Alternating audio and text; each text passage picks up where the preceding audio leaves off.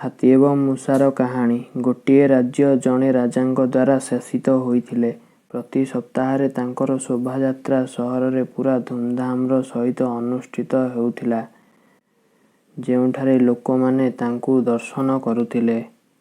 ଦିନେ ଗୋଟିଏ ମୂଷା ସେହି ରାଜପଥରେ ଯାଉଥିଲା, ଯେଉଁଠାରେ ରାଜାଙ୍କ ଶୋଭାଯାତ୍ରା ହେବାକୁ ଯାଉଥିଲା। ସେ ଏକ ଛୋଟ ମୂଷା ଥିଲା, କିନ୍ତୁ ତାର ଗର୍ବ ବହୁତ ବଡ଼ ଥିଲା ଏବଂ ସେ ନିଜକୁ ଶ୍ରେଷ୍ଠ ଏବଂ ଶ୍ରେଷ୍ଠ ମନେ କରୁଥିଲା।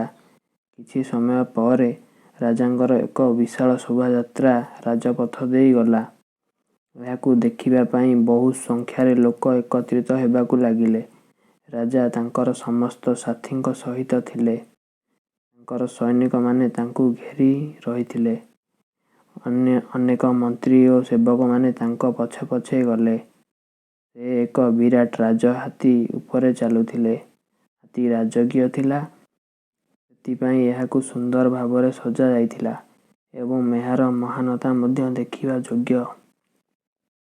ଏହି ଶୋଭାଯାତ୍ରାରେ ହାତୀଟି ଏକ ରାଜ ବିଲେଇ ଏବଂ ଗୋଟିଏ କୁକୁର ସହିତ ଆସିଥିଲା।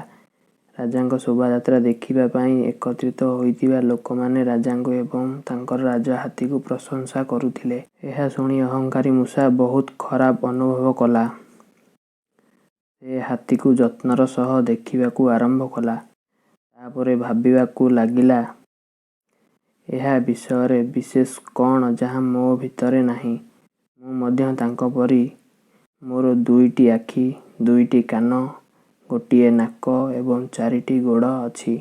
ତାହେଲେ ସେ ଏତେ ପ୍ରଶଂସା କାହିଁକି? ଏହାର ବିଶାଳ ଶରୀର ହେତୁ, ଏହାର ଲମ୍ବା ଶୁଣ୍ଢ ହେତୁ, ଛୋଟ ଆଖି କିମ୍ବା କୁଞ୍ଚିତ ଚର୍ମ ହେତୁ, କେଉଁ କାରଣ ପାଇଁ? ଥରେ ତୁମେମାନେ ମୋତେ ଦେଖିବା ପରେ ତୁମେ ସେହି ହାତୀକି ଭୁଲିଯିବ। ମୁଁ ହାତୀଠାରୁ ବଡ଼। ମୂଷା ଏସବୁ ଚିନ୍ତା କରୁଥିବା ବେଳେ ରାଜା ବିଲେଇଙ୍କ ନଜର ତା ଉପରେ ପଡ଼ିଗଲା ଏବଂ ସେ ଯିବାକୁ ଲାଗିଲା। ଶୋଭାଯାତ୍ରା ଛାଡ଼ି ସେ ତା ଆଡ଼କୁ ଦୌଡ଼ିଲେ। ତାପରେ କ'ଣ ବାକି ରହିଲା? ମୂଷା ତାର ସମସ୍ତ ମହାନତାକୁ ଭୁଲି ଲାଞ୍ଜକୁ ଦବାଇ ପଳାଇଲା। ଦୌଡ଼ିବା ସମୟରେ ସେ ହାତୀ ସାମ୍ନାକୁ ଆସିଥିଲା। ଆଗକୁ ଯାଉଥିବା ହାତୀଟି ମୂଷାକୁ ମଧ୍ୟ ଦେଖିଲା ନାହିଁ ଏବଂ ତାର ବିରାଟ ପାଦ ଉଠାଇଲା। ମୂଷାଟି ତାଙ୍କ ପାଦ ତଳେ ଚୂର୍ଣ୍ଣ ହେବାକୁ ଯାଉଥିଲା, କିନ୍ତୁ କୌଣସି କାରଣ ପ୍ରକାରେ ସେ ନିଜକୁ ରକ୍ଷା କଲା। ଯେତେବେଳେ ସେ ସେଠାରୁ ଖସି ପଳାଇଲା, ସେ ତା ସାମ୍ନାରେ ଏକ ବିପଦପୂର୍ଣ୍ଣ କୁକୁର ଦେଖିଲା, ଯିଏ ତାକୁ ଦେଖିବା ପରେ ଗର୍ଜନ କଲା। ମୂଷା ସମସ୍ତ ଶକ୍ତିକୁ ନେଇ ପଳାଇଲା। ରାଜପଥ ପାର୍ଶ୍ୱରେ ଅବସ୍ଥିତ ଏକ